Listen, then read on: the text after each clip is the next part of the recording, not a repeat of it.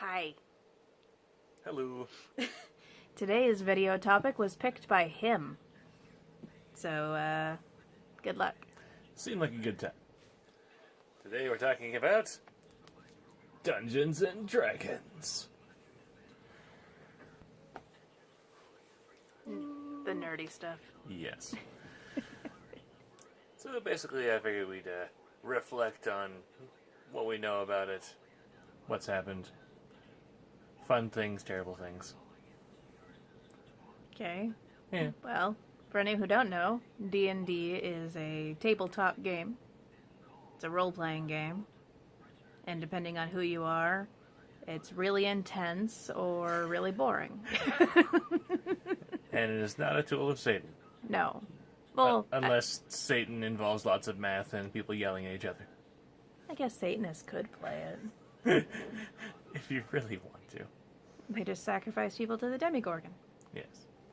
Anywho, the edition that we love the most is this one, which... 4th edition. Yes, 4th edition. Which is what people call, like, the baby edition or whatever, because it's super streamlined. Yes, because this book is the one that Rose's dad and my brother and some other kids would play with when I was little. Generally, it's referred to as Advanced Dungeons and Math. Lots of math. So much math. Whereas 4th edition, you can generally explain the rules to someone and they can figure out most of what's going on in the first half hour. Which is pretty damn fast for most tabletop games. Yeah. Right. And as far as it being intense, there are situations where violence erupts because people don't know how to play a game. So, one such story would be my father. He would roll a wizard, and he would walk into a room, and one of his teammates would be invisible. My dad would know this. The wizard would not. My dad would fireball the damn room and kill everyone. Role-playing. And then the guy got mad that his character was killed and then, stabbed my dad in the face. Yeah. Luckily, nothing quite so dramatic has ever happened during any of our Dungeons and Dragons games. No, I've wanted to stab people, though. Like, that's a thing. Yes, we've had some annoying compatriots. Yeah. We've had plenty of good times. Otherwise, we wouldn't play it. It's like, if you are terrible at simple addition, then try and pick a class that doesn't have much of it. Since I've known a couple people who like picking magic users and then rolling like 10 different damage dice and having no idea how to put all the numbers together. Which is just sad. Back when we played with a big group, there was before he was the dungeon master, the other person who was dungeon master, he had a girlfriend who wanted to play this most badass fire warlock, and for the life of her could not figure that shit out. She would also sleep when it wasn't her turn. That wasn't annoying. So then she'd, be woken up when it was her turn and wouldn't know what was going on. We know a lot of narcoleptic people. Yeah. It's weird. Also, this dungeon master couldn't say plague. Plague. There was a plague in the city. Do you mean plague? It can be pronounced either way. No, it can't. He also made a dungeon that was totally a ripoff of the movie Cube. And then refused to admit that it was. We were in dungeon rooms that moved around. There's no really other way around that one. And they were all perfect cubes and all had traps in them, and you needed to figure out a formula in order to leave the dungeon. Yeah. That's the plot of the movie Cube, by the way. A good chunk of it, at least. I'm not, spoiling an ending or anything. Let's see. Let's just go through the rest of the terrible moments, and then we can get to good ones. Hey guys, I'm an elf. Y'all get +1 perception. Every 2 minutes that we played with this one guy who rolled an elf, who needed to remind us that he rolled an elf. And it's like, yeah, I know. I put +1 perception on the paper. Please stop telling me. Guys, you're listening for noises. You get +1 perception because I'm an elf.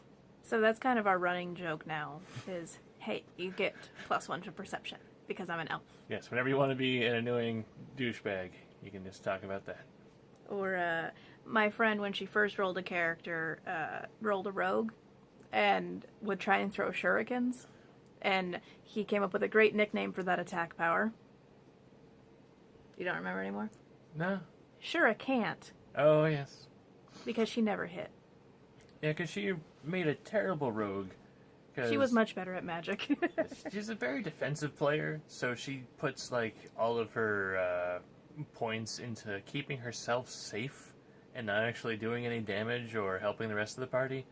So generally, anytime you like get to pick an ability, she'd be like, I picked the ability that allows me to flee 14 squares and not deal with the situation. And in general, she would leave battles and go and look for treasure because she wanted nothing to do with actually fighting the monsters because she was afraid that she'd get hurt and die. So he started putting bear traps in the treasure chests. Yes, almost every single treasure chest had a trap in it. And normally if there was treasure, it would like rain from the ceiling after killing monsters. It's like a big party ball. Let's see, what other terrible adventures? We played with people who got drunk on Everclear, and I think I was a dwarf at the time, and they threw my dwarf down a corridor to see if there were traps. I was a healer at the time, and I did not heal them when they died. Yeah. The DM who got drunk on Everclear also had everyone fight a polar bear with papier-mâché armor. Yeah. And decided to have us try and solve a murder mystery.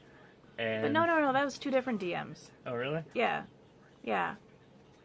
Terrifying. Yeah, it was.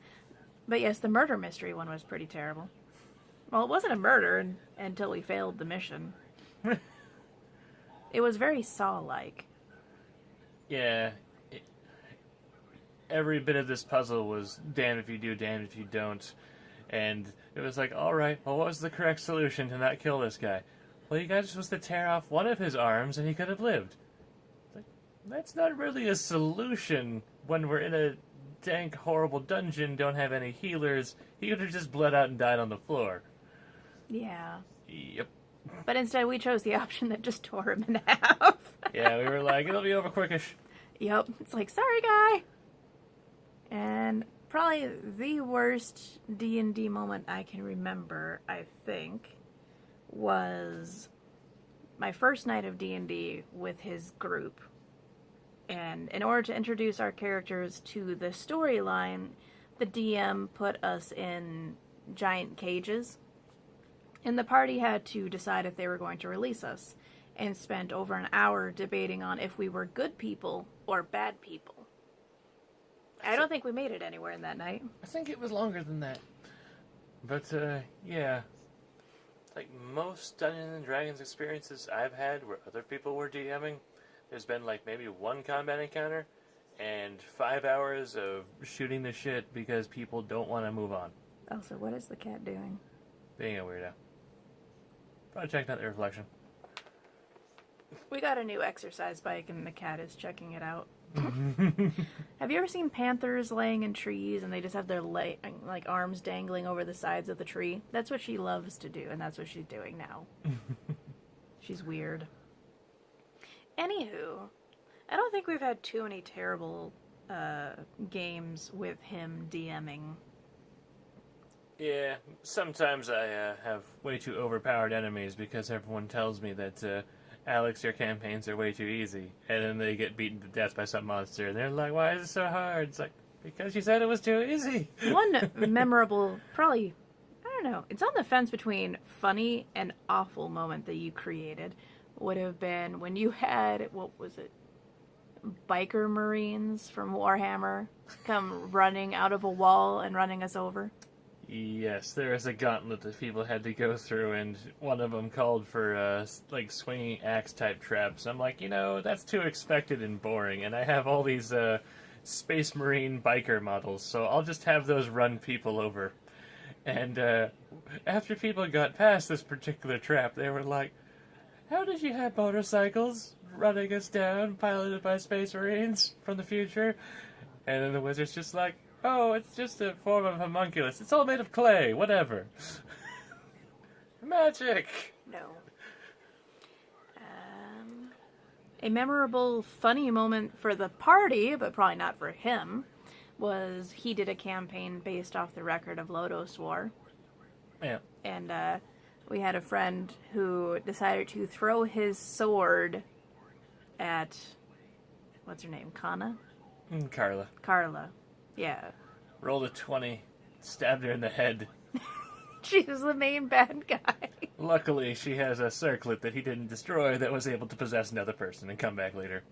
There was a few bad guys in that campaign that got annihilated because people were like, I'm tired of talking, I killed them. It was like, well, they're really important to the story, so they get resurrected by a necromancer. Yeah, this friend always played barbarian type characters, and he hated talking, so it was just, I throw my sword at it. Yes, anytime that there was a verbal encounter, he'd be like, I tire of this, I kill everyone. Didn't he make a null once? I think so. Yeah, that was like a campaign where everyone wanted to have weird characters, and he made a null that couldn't barely speak English. Yep. Or common, or basic, or whatever. Common. Yeah, that one. All the languages, man. Anywho. Oh, do you remember the night we had 2 Dragonborn warlords in our party, and they were arguing about who the leader was? Yes. Because they were both like, my character is the archetypal leader. It's like, that does not make you the leader of this party. It's like, I tell everyone what to do. None of you get to do things unless I say so. And we'd be like, start talking to an NPC. No, stop talking to the NPC. I am the leader. I handle all the talking. It's like, you are a douche. Yeah. Yeah. No, that's better than your friend who keeps making random witchcaster things. I'm a swamp witch! Who might be coming down the stairs? Anyways, the swamp witch would create, like, briar walls. They didn't do anything. They were just a waste of time. And he's so slow. Anywho, I think we're supposed to have good moments in this, and not just bitch about everyone. Well, I had fun when I was a dungeon master, and I had a beholder that beat the bejesus out of him with all the random eye lasers. He was knocked unconscious and then sucked through a vortex and dropped down another dimension and then dropped onto his head and probably like exploded off of a magical landmine and kept then failing all of his rolls to wake up. Yeah, whereas you and I passed that beholder so fast. Yep. Though, I don't know. I don't get too far into the role playing, and I tend to only play one type. I'm normally a dwarf paladin. Whereas I really enjoy halfling rogues and human fighters. He's terrifying as a rogue, by the way. Yeah, normally the rogue, since I just read all the books cover to cover, I figured out the perfect build for a rogue, so he can do, like, I don't know, 20 times more damage than Stephanie was doing as a rogue. We're not supposed to be using names. Uh-oh. Dun, dun, dun. Anyways, I don't remember what the actual power that your rogue has, but we named it Shuriken Shotgun. Yeah. I don't remember what it's actually called, but I don't remember how many shots it is either, but it's just like those movies where they have a shuriken in each hand. It's just what I imagine. It just covers a 5x5 radius with shurikens. Too many. So if they're like minion enemies, they all die. If it's just a group of tough guys, they all take a huge amount of damage. There was a time that another person was DMing, and I had my halfling rogue, and they like took away his clothing and his weapons, and I was so sick and tired of the campaign going on that it's like, there was these wizards who were like threatening our lives, and I had the rogue run up to them, grab one of their staffs, beat him to death, and then threaten the other wizard to give me all my stuff back. It worked. My character is rarely that bold. I just am. Your M. Bison flying ability for the paladin is just amazing. Rainbow charge. Yes, because I assume like the actual power is supposed to be much more graceful, but I can just imagine her being lifted up by terrible 90s kung fu wires and then flying into enemies and smashing them to the side. Whereas I am propelled by holy light to smite all of those who stand before me. With your psycho power. Generally, I am a paladin of Palor, so I have radiance powers everywhere, and I kill all the undead. Yes, Rose always wants to know, anytime there's an encounter, are they undead? That would be my annoying trait. Are they undead? Can you make them undead? Can we make them undead? Well, Rose, they're orcs. They won't be undead until you kill them a first time. I'm useless against trolls. Well, except for when he comes back to life, then I'm okay. Yeah, some monsters are a bit overpowering, like Lamias and their swarms, and the boss Lamia from the Asarat campaign. 3 people could not take that thing. No.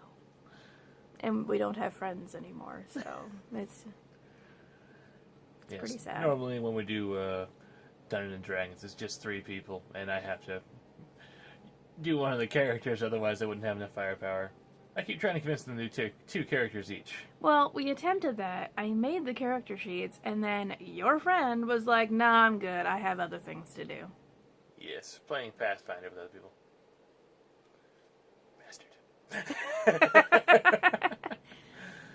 But, do you have any other stories you want to share?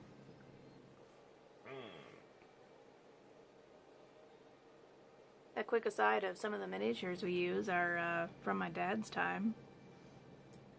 Yeah, I have a couple dozen of little metal miniatures from the 80s, so those are pretty cool. I really like them, so they show up a lot in my campaigns. Lovingly painted. Yes. But, yeah. I don't know if we actually had a point to this. Well, the point was to share experiences. How much fun you have with them. Make sure you play D&D with the right people. And by fun, I mean when I roll 5 20s on all my ogres that are trying to murder the party. I have a lot of fun as a dungeon master. I'm not sure the people who are being punished have as much fun. When I roll 20s, it's epic, though. Epic heal. Got over that disease. Yeah, there's a few annoying things in Dungeons & Dragons, like any unclean monsters like were-rats and stuff give you some type of filth fever. Yeah. And whenever you have to roll like a 50-50 roll, it's always going to wind up not in your favor, and then your character has like half of their flesh coming off. And it's just not very helpful during the middle of a battle. No, not really. I feel like if you actually got infected by something like that, it would affect you after the battle. I mean, diseases don't work that fast. Not even magic diseases. I don't know. I mean, magic is magic. Magic does what magic wants. Yeah. Oh, random side note. Every campaign that's written by Wizards of the Coast, all the pre-made stuff, if there's a bar in it, it is run by a halfling. Halflings run all the bars. Yeah. It's apparently a horrible stereotype, and like every other picture of halflings is them being the most dangerous roguey assassins and stealing all the things, but apparently all the other halflings run bars. I thought of another funny story, though. The time your friend had force magic, or was a monk and had force psychic abilities or whatever, and pushed a rock / a giant eagle off of a mountain by screaming Fusroda at it. Yeah, he knocked it off of a fortress wall and it fell 200 feet into a chasm. And because he had, like, stunned it, it couldn't flap its wings, so it took 20 d10s of damage. Still somehow survived a little longer, but pretty damn epic.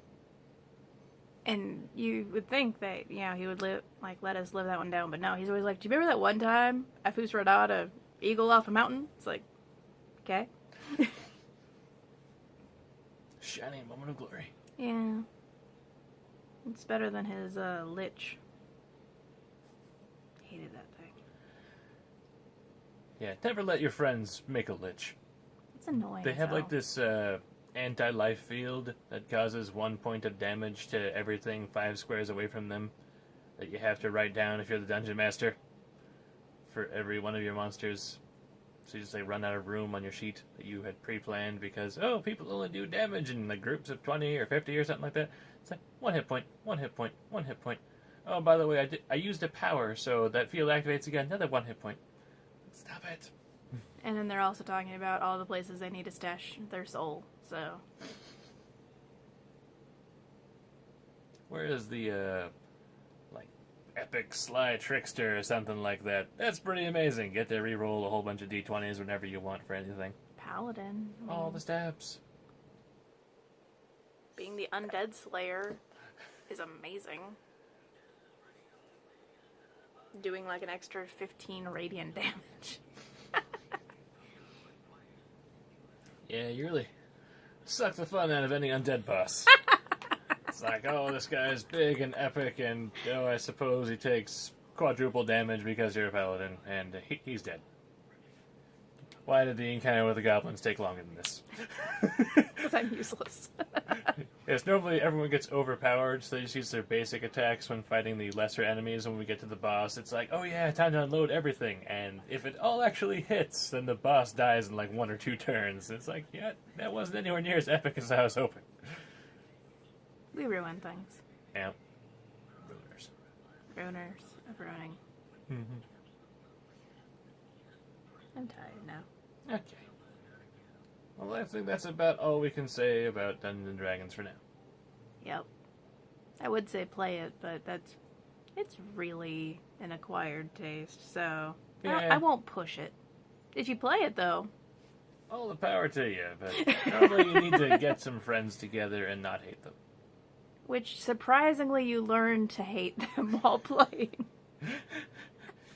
You learn of their terrible character flaws, like the fact that they weren't actually planning out what they're going to do on their actual turn. They were surfing the internet on their phone. I don't want to think of how many times you and I have fought over D&D. No. Okay. Then we'll call it good. Bye, everybody. See you next time.